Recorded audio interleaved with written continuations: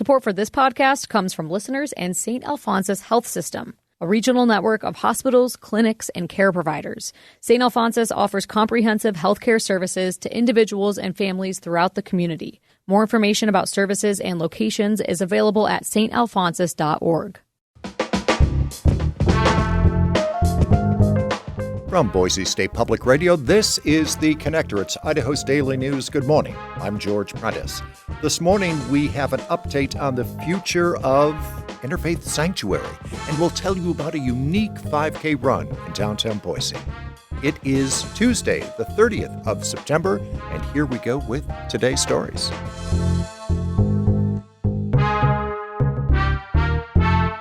The usefulness of nearly 50 state commissions, councils, and divisions is being questioned by Idaho's Government Efficiency, or DOGE, task force.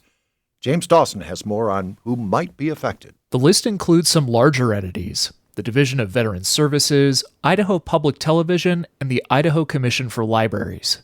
It also names smaller branches like the Medal of Honor Commission and the Idaho Horse Board. Republican Representative Jeff Ehlers co-chairs the DOGE task force. He says he created the list to start a conversation. Some of them have outgrown their useful life, or maybe they're no longer serving a beneficial purpose to the government and to the citizens of Idaho. Ehlers says the state could also save money by consolidating similar agencies, like merging the departments of finance and insurance. The task force will meet through the end of the year before making formal proposals to the legislature when lawmakers return in January. James Dawson, Boise State Public Radio News.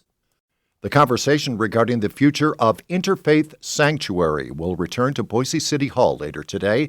It's been 5 years since Interfaith announced its desire to move its shelter operations from downtown Boise out to State Street, but that sparked fierce opposition from a local neighborhood association.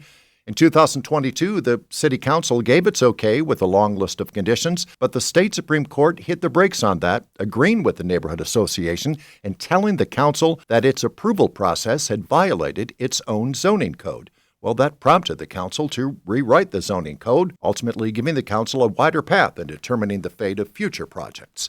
So later today, Interfaith will return to the City Council, asking for approval for a conditional use permit to move into that State Street location. Among other things, the conditional use would allow the shelter to operate 24/7 instead of its current policy at its downtown location, which requires residents to leave the shelter during the day. The neighborhood association says it still wants stricter screening rules of who gets to stay at the shelter. Plus, they want a hard cap on the number of people allowed inside the shelter. Plus, they don't want meals to be offered to anyone who's not staying at the shelter. Today's meeting will get underway at 2 p.m. at Boise City Hall. A local nonprofit, Pace for Peace, hosted a 5K race this past weekend to raise money to support Afghanis living under Taliban rule. Our Jamie Geary was there at Ann Morrison Park, and he got a chance to talk to runners about why Afghanistan should matter to Idahoans. My name is Lane Davis. I think that even in Boise and some of the polarization that you see in Boise, events like this remind us that there are people here who still care and want to make a better community and a better world.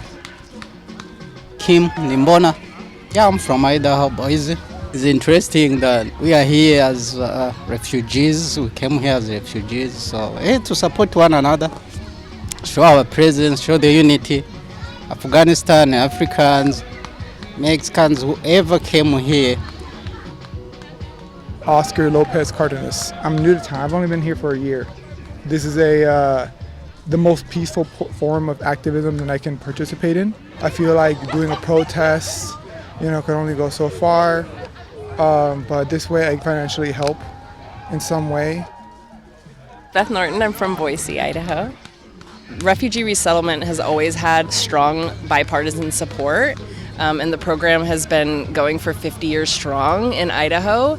I've known some people from Afghanistan through my work with the Idaho Office for Refugees, and just gotten to know them and appreciate them, and obviously feel for the people in Afghanistan who are experiencing so much hardship, especially the women, since the Taliban took over.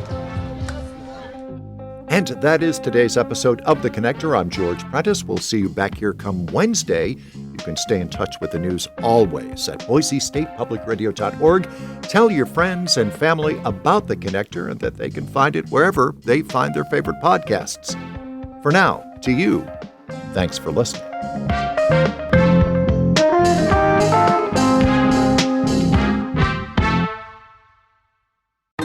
It's rare to find a podcast that can actually change your life.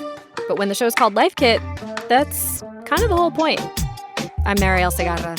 3 times a week on the Life Kit podcast, we guide you through a topic we could all use help with, from personal development to healthy living to managing your dinero, with takeaways so you can start living what you learn right away. Escucha el Life Kit podcast from NPR.